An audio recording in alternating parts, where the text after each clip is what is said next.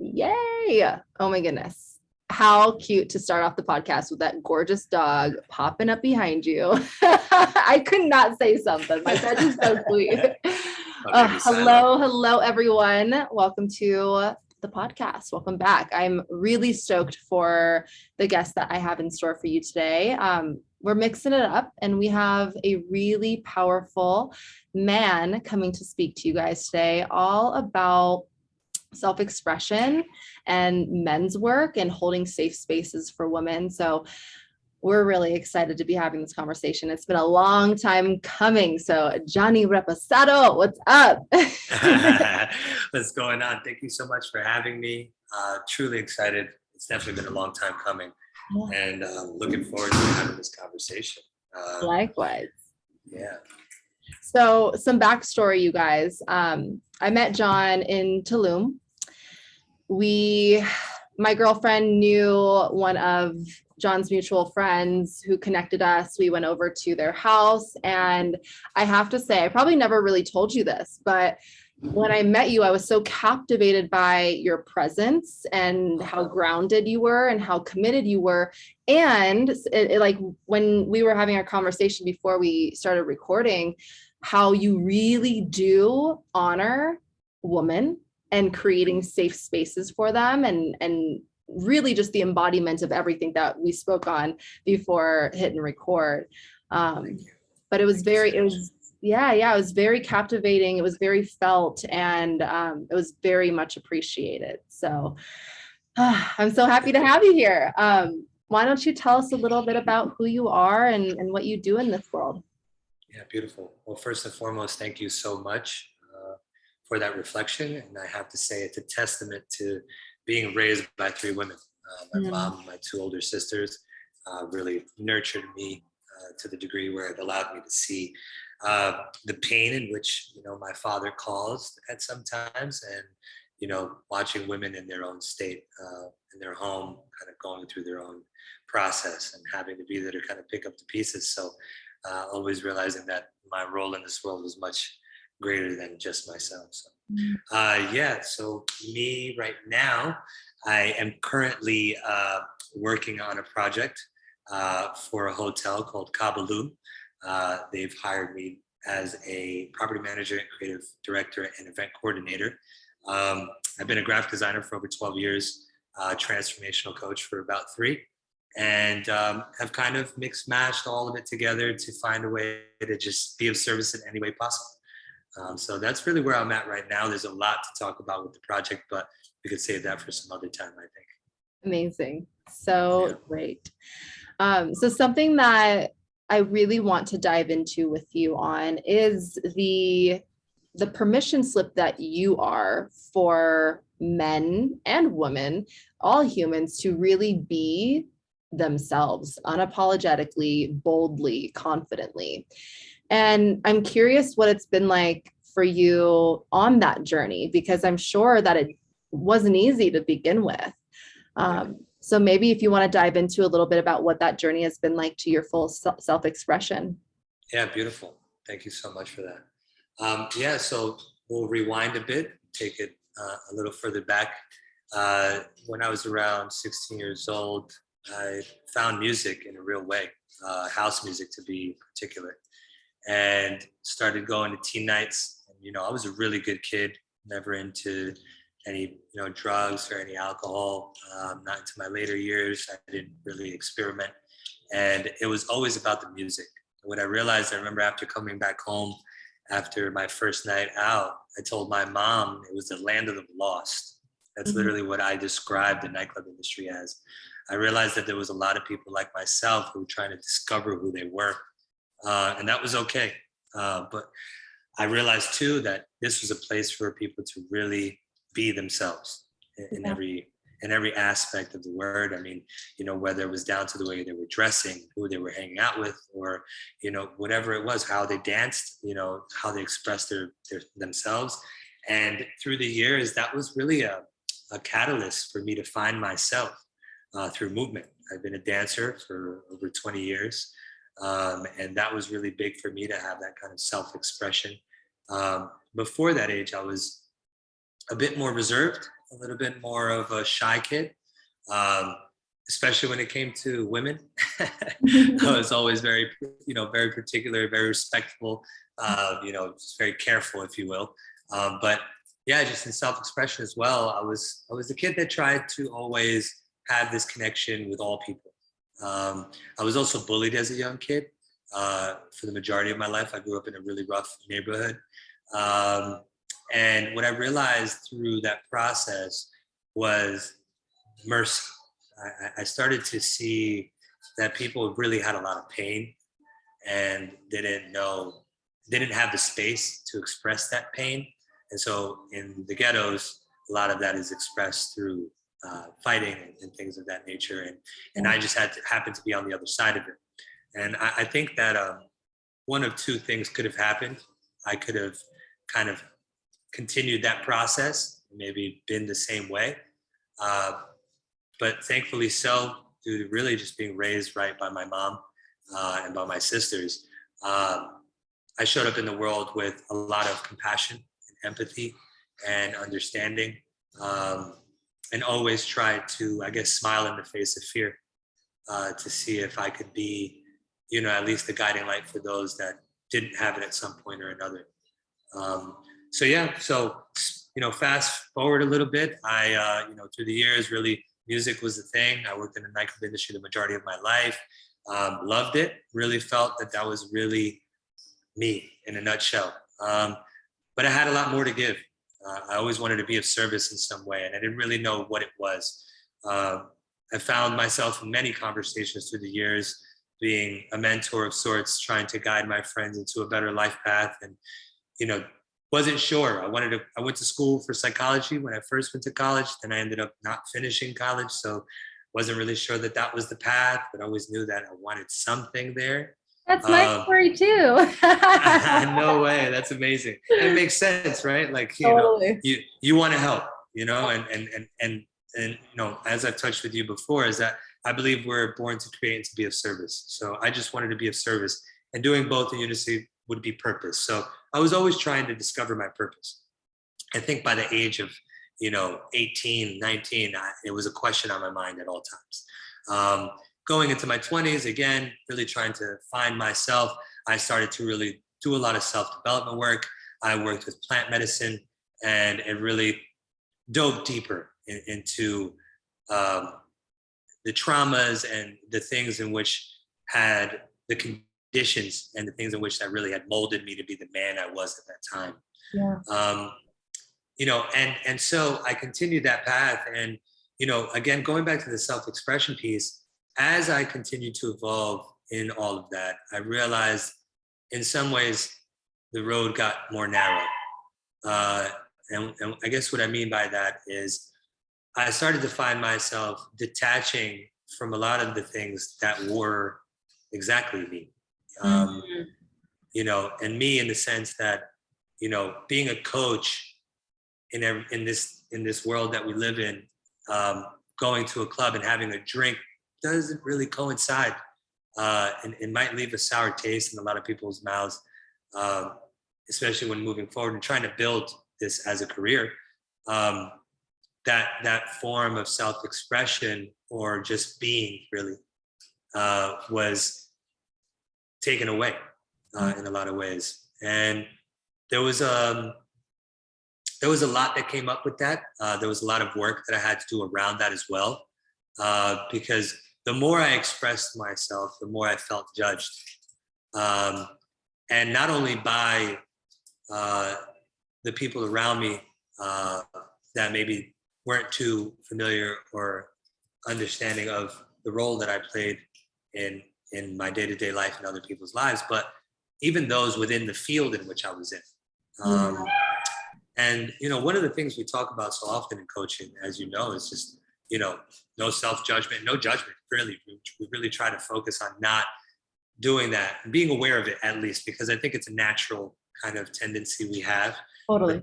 But the awareness to it is extremely important. And, when I started to feel that, I started to feel even more distance being created between that community and myself. And there was a lot that I had to process in that time to kind of bring me back to one and remember who I was. And really going back to this, just being unapologetically myself, in my rawest, authentic truth. And that, with that same breath, not being rude, not being rash, not being so bold that it's to put others down or be rebellistic in any way, but really just standing and with my chest held, my head held high, my chest up, and just being proud of how much I've had to overcome and prevail to get to where I am, in this day. So yeah, I think that's where I'm at with that. That's so beautiful. And it really goes to show that this bubble that you were speaking of, like, even though it does preach, there's no judgment, there's no shame, is still so alive in so much of our lives. And having the capacity to like look at that and not even just rise above it, but acknowledge it and choose not to shame yourself or others for being a human is, I mean, that to me is the ultimate act of rebellion, because not a lot of people are doing that, right? Yeah.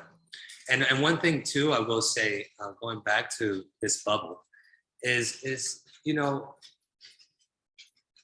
often when I reflect on it and when I look at everyone who is succeeding, let's say, at the head of the march, I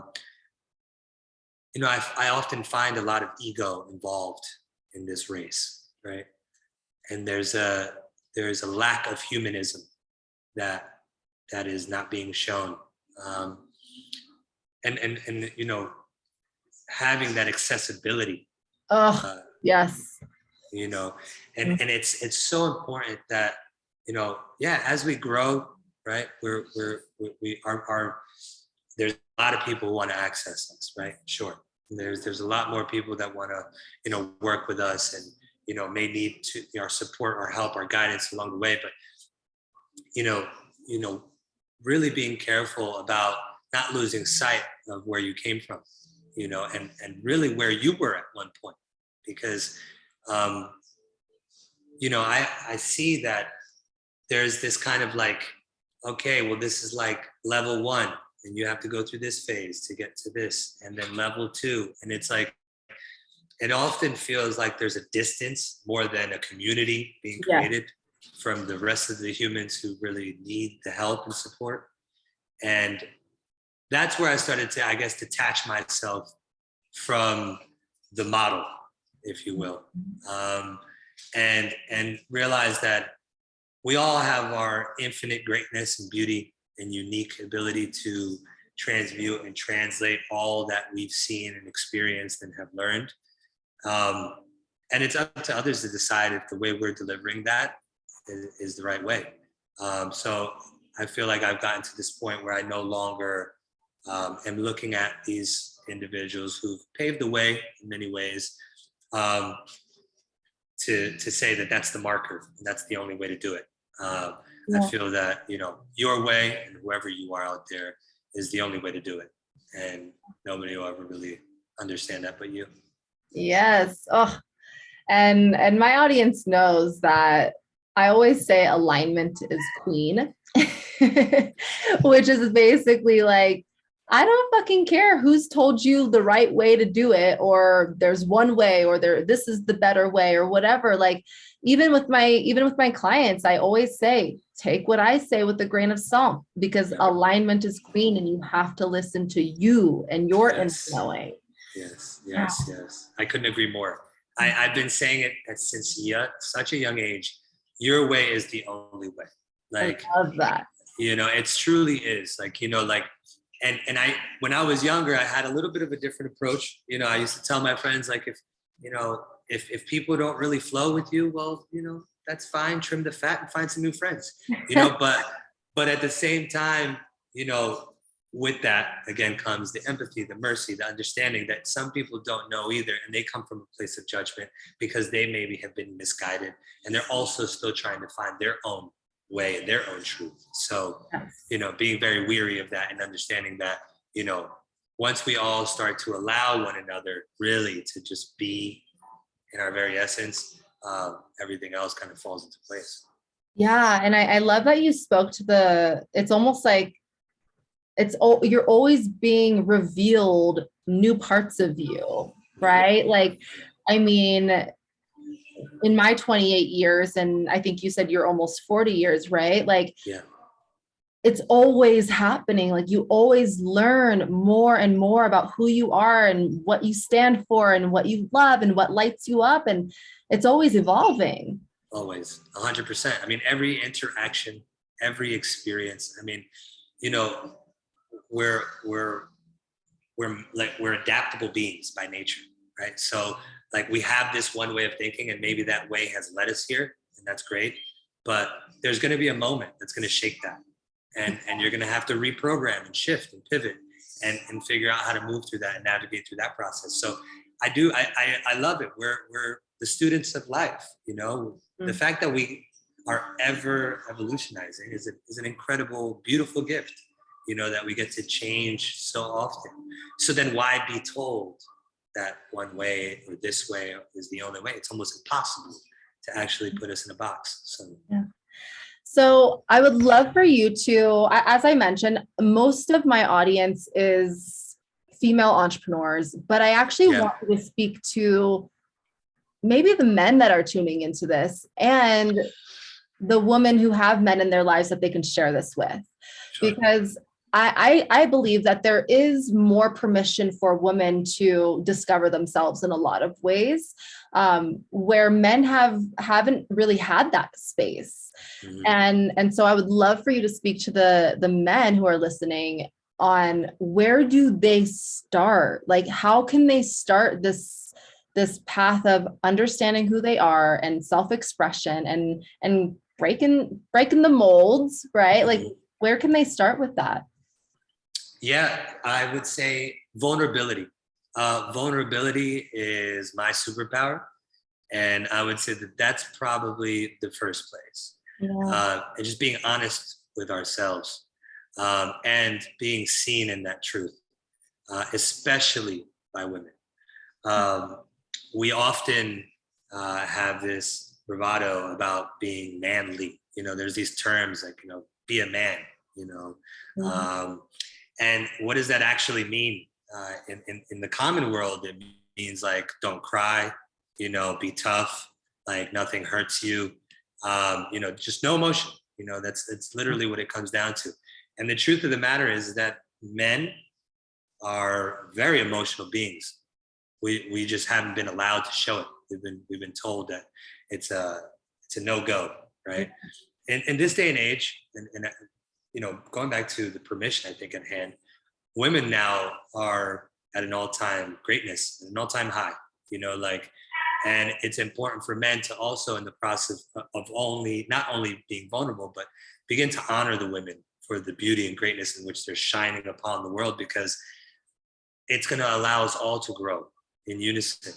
Now, the one thing is for sure, and this is something that I've seen in the work, is that a lot of women are dealing with the amount of trauma that men through the years have created. Yeah. And they're kind of digging through the dirt right now. They're kind of coming back to the surface. And some of these women are coming out and they're, swinging for the fences and they're honoring their men in the process and everything is great. Some are coming out with pain and they're carrying this pain and they're finding their way to navigate through that. But I think what's important through this all is that us men, we have a responsibility to uphold. And maybe we didn't do the damage, but the men before us did. And because they did, we have to carry that load. So if it's a woman that's trying to have us understand the pain in which they're trying to overcome, we need to learn to hold that space and not feel directly attacked, but in some way indirectly, because we're men and we can say it honestly, and this is going back to just being accountable, that men have done this time and time again for hundreds, if not thousands of years. And the fact that women did just come out and just blow up every man they've ever met is probably is a miracle to me at this point. but you know, again, it's beautiful. It's an opportunity, and I think that that's the biggest thing. This is an opportunity for all of us. For men, though, vulnerability is number one, and then I think that in that same breath, really, just being really, you know, present with who they are and what they want to do in this life, like how they want to be in service. Because as men, you know, we're here for our communities. We have to be here for our women, for our children. That is a role in which we play, but it's not one that we play alone. And you know, really fortunate for us that we have women stepping up, because we no longer have to carry this load alone. You know, this is an incredible opportunity for the men of our future to really walk side by side with the women in their lives, you know, for the first time in our history. You know, I don't think that from any book I've ever read that there's ever been a time like this. Yeah. You know, that we could stand side by side and create so much magic together. Every day, more and more, I see men and women, couples creating businesses together. And there's nothing more beautiful than that. We get to pour into each other's cup over and over in the same household. It's just an overflow. Yeah. You know, imagine what the children of that home get to experience. You know, it's a whole new world, you know, for the first time. So I think that, you know, for men, there's a lot. I think aside from vulnerability, you know, men's work, and we, you know, we'll touch on that, but find a brotherhood, find a band of brothers around you that you can be this way with. And if they don't accept it, then let them go. Because, or here's another opportunity to introduce that, you know, walk through the fire with these men, you know, allow them to see that, you know, you're the example and how much you've grown through expressing yourself. You know, I'm a leading example myself in my own community, that maybe in the beginning it was joked upon. You know, I think that I would jump on my Instagram, drop some stuff that, you know, really felt hard to me.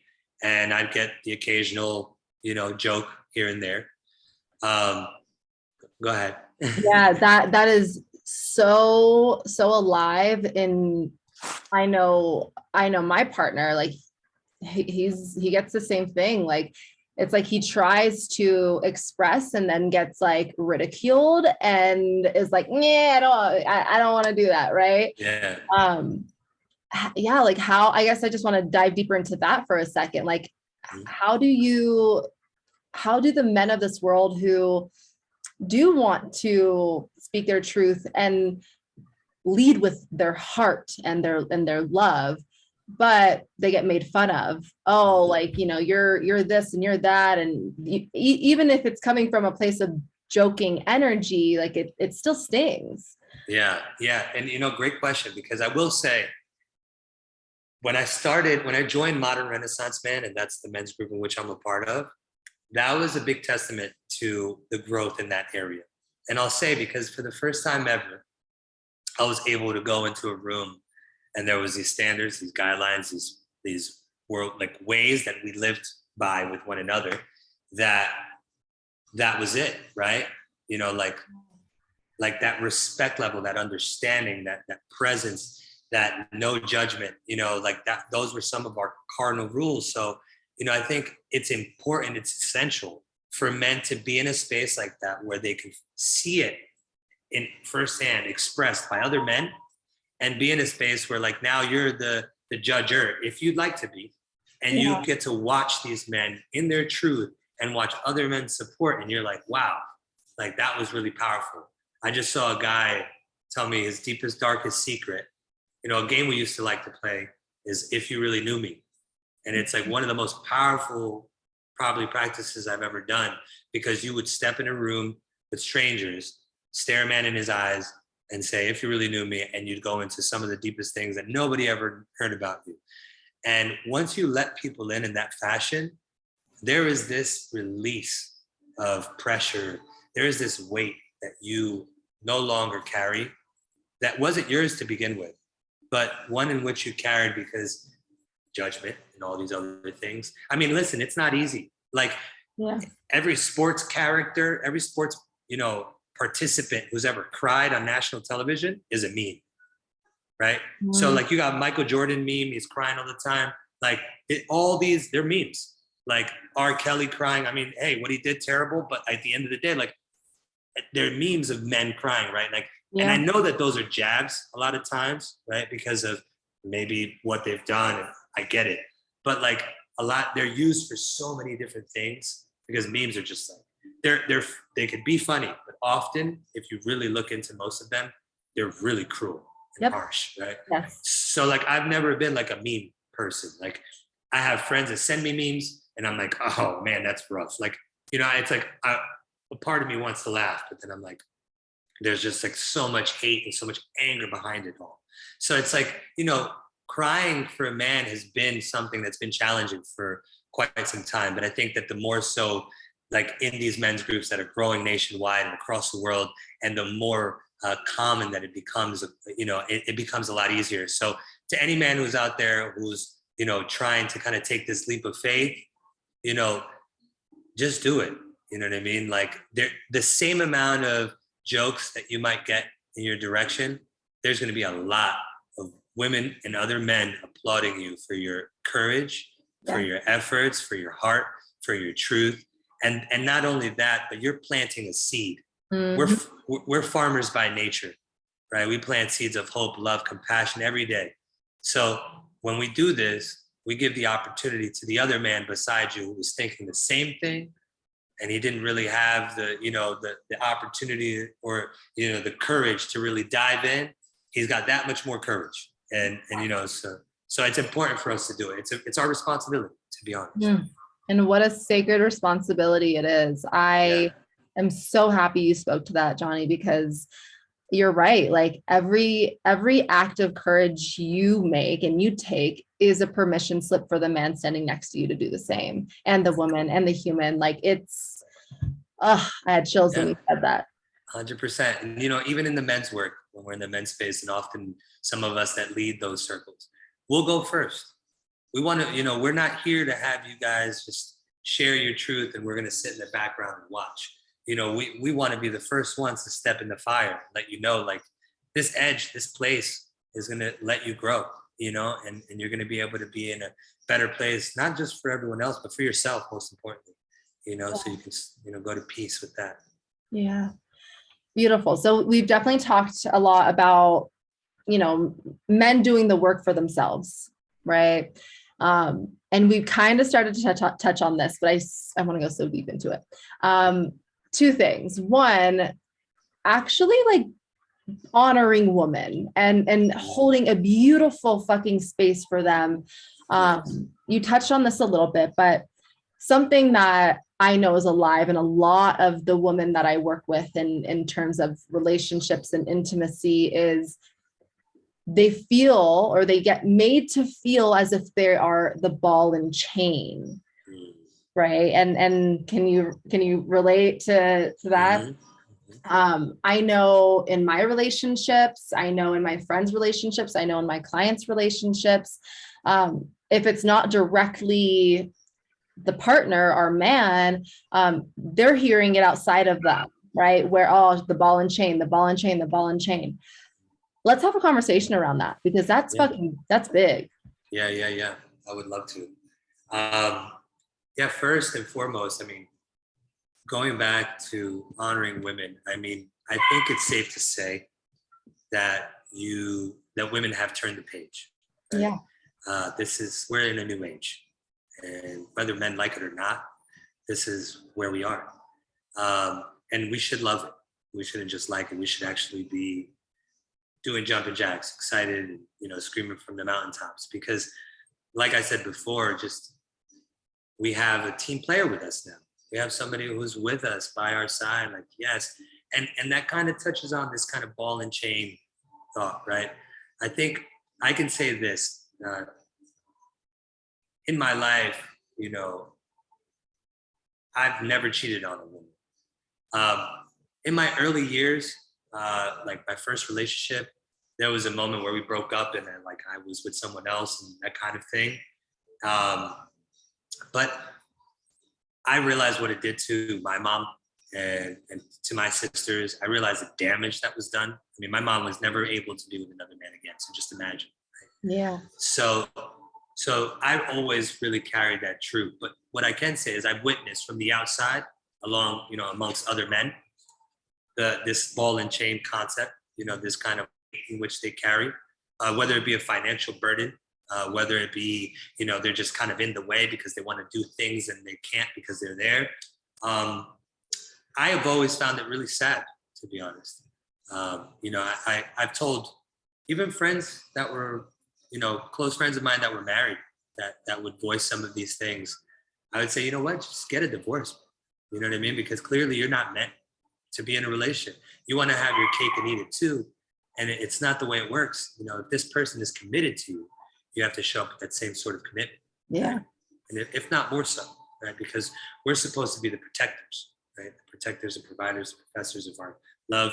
And if we can't actually show up in that way, then we shouldn't sign up, So I think that, I think often what I realize more now, and I like this too, I feel that more parties are not getting so quick to just get married, right? Like I feel like there's more of this process in place where it's like, let's get to know each other and see if this is actually worth it, right? 100%. Yeah. And also, this might have a lot to do with the fact that women are extremely successful too now. Yep. So it's not like, okay, well, I'm just going to sign up because I need you. It's like, now we both, we're here, we're swinging, we're at the same level. Like, let's see what you have to bring to the table. Like, what are you bringing? What do you have to offer? And I think that that's great. I think that we all should come with something. One thing I'll say to my own relationship, my girlfriend is my greatest mirror. She's shown me the good, the bad, and the ugly. She's shown me things about myself that I hate to admit and have had to work on day in and day out. I've realized that in some ways, in some subliminal kind of subconscious manner, I've always wanted to be the person to provide, right? But in some way, it was also to control. Yeah. And I didn't know it, right? I didn't feel it until conversation would happen and the financial things were brought into light. And it's like, oh, whoa, like, what was I trying to do here? Was I trying to have control of the situation by making sure that I keep them financially safe? And what does that really mean about myself and how I'm showing up in the relationship, Yeah. And yeah, so it's been quite the journey, but please, I would love to hear more about, your side, truly. Yeah, no, I think it's it's a conversation that we've been having a lot on just like, I love that you said women are now like, what can you offer me? Because they've got themselves taken care of. Like, we got us, right? And that's so beautiful because we've really conquered and mastered being our own inner king and being our own inner masculine. But to some point, we don't want to constantly hold that, right? We want to be able to open and surrender and be provided for and be protected by. And, like we deeply crave that. If you are a woman with a feminine core, right? Like, you deeply crave that. And a lot of the times we don't feel this sense of safety to do that. And if we voice that, then we get, like, oh, well, you're the ball and chain. And like I know a lot of men in my world, if they're in a relationship, it's automatically like their buddies are all bummed out, like, oh, like, and I'm talking about like early 20-year-olds, right? But it's just interesting to see that dynamic and to experience it, right? Like, it's happened in my relationship, it's happened in my friend's relationship. And it's just like, at what point are they going to realize that it's not being the ball and chain, it's being in union, and it's a beautiful space to be in, right? 100%. And what can women do to, like, I guess, not make them realize, but show them what's possible? Yeah, it's interesting, and I know so much there. I just had a conversation with a friend, and she was talking about her marriage, and she's like, there was a situation, and I kind of had to like pump the brakes and just let him be a man. And I was like, that's so interesting because, in my relationship, my girlfriend is very much in her masculine, right? But only because that's the role in which she's had to play to survive. 100%. That's me. Yeah. Mm-hmm. So it's, and I get it, right? Like, it's like, okay, cool. You're in your masculine. I'm very much in my masculine, but I'm also in my feminine, right? And I actually enjoy that space, right? So I'm often at times taking that role, allowing her to kind of quote unquote, even though I don't like this term, wear the pants. Yeah. And say, okay, cool. Like, better to bite the bullet on this one than just clash and just be like both in this masculine space, and present it later on as a conversation to, where I felt maybe a bit demasculated, or like there's a conversation to be had, Yep. because, and I think that's, it always comes back to this, right? Communication, right? Like, if you want any good relationship, and I've had many failed relationships, right? Communication is key, right? 100%. And it can't be on your terms, because that's often the problem too, is that we often have this idea of what communication looks like, but it's only our idea. And we don't really want to have this kind of fusion, if you will, with the partner in which we've selected. Yeah. But I think that in this day and age, it's challenging. But one thing I will say is, I won't tell, I wouldn't want to say, not just because your audience is predominantly women, but one thing I will say is, don't stop showing up that way. Like, don't just kind of go back into the way it was. Like, yeah. Don't play the woman role, if you will. Like, I love to clean and I love to cook. And if I could do that every day, I do. Actually, I do. My girlfriend doesn't clean, I clean. Mm-hmm. So, and I love it, right? For me, it's therapy, right? For some people, it's a duty, right? My girlfriend loves to cook, so I let her, right? So that's great, but every once in a while, we mix it up. So I think that really just being mindful and aware of how each of you are moving, where is the space that they're feeling like they need to be in their kingship? Let them kind of have that role for a moment.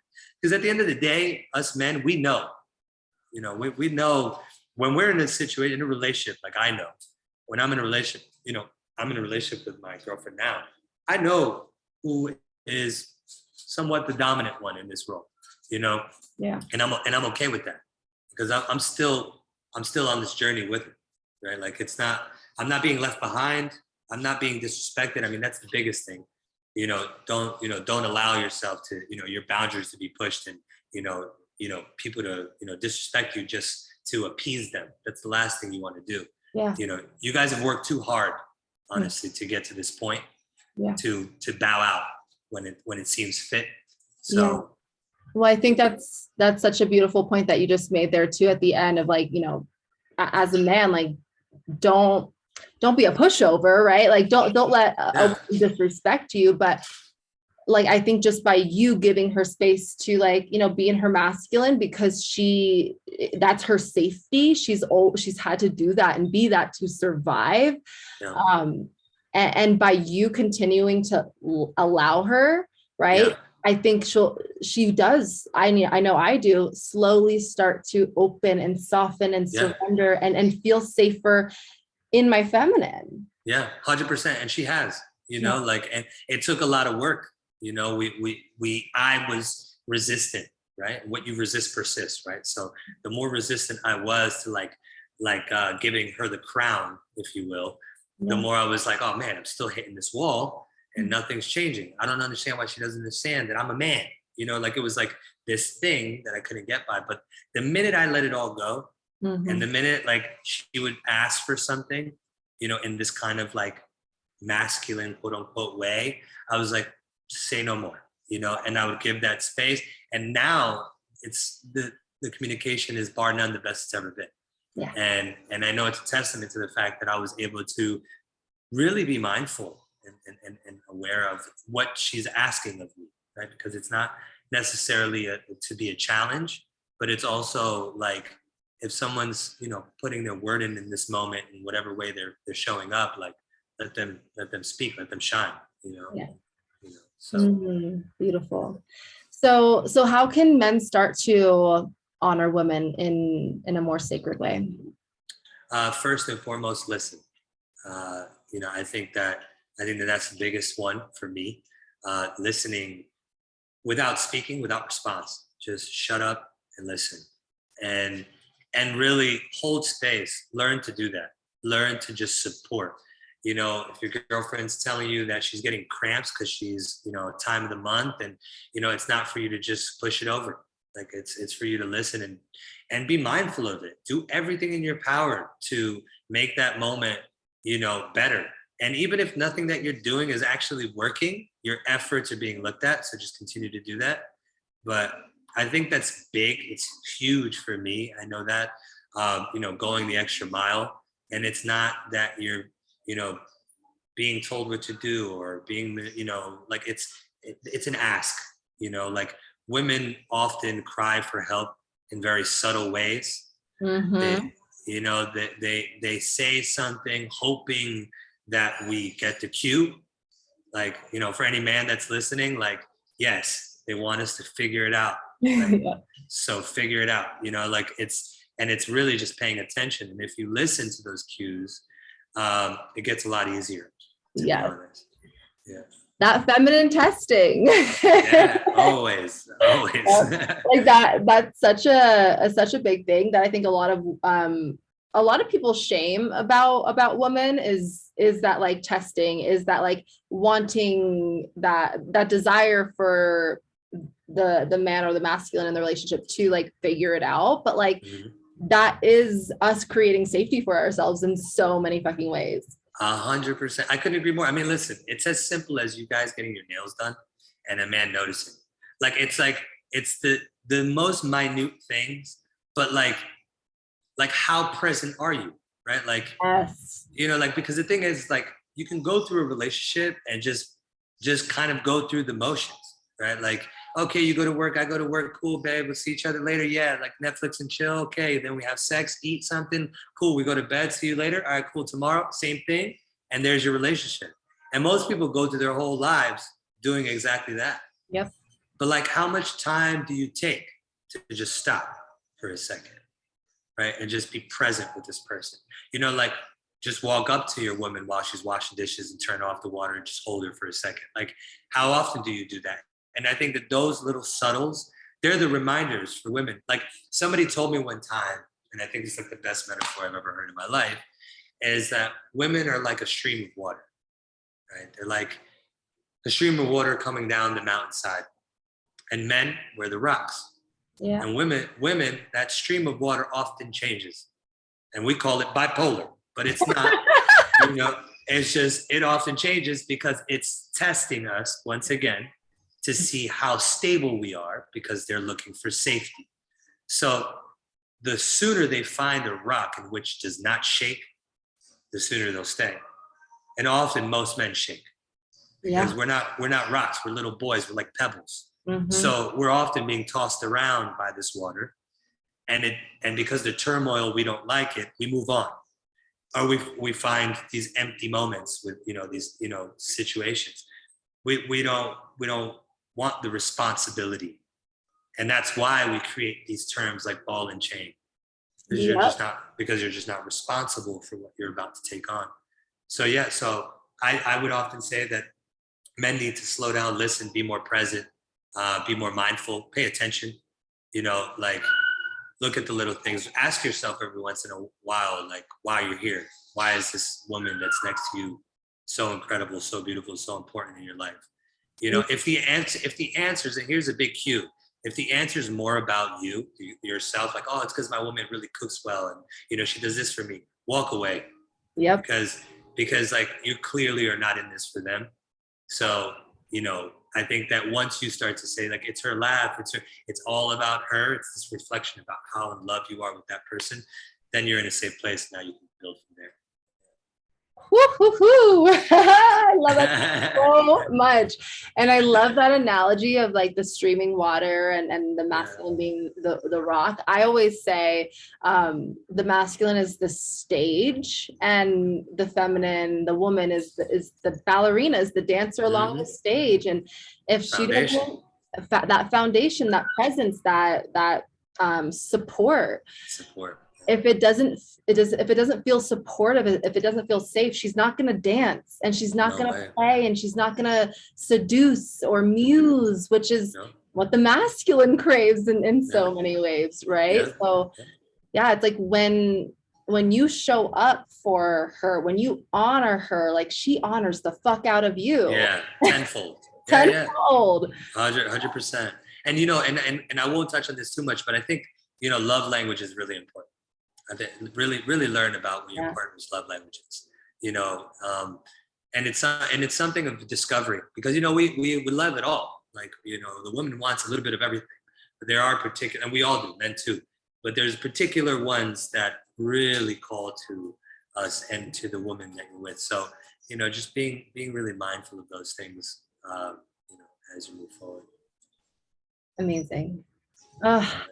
Well, Johnny, this has been such a pleasure and such an amazing conversation. I know everyone listening to this is going to have some major takeaways. So thank you for just being here and speaking your truth and sharing your medicine with me and my audience today. It really means a lot to me.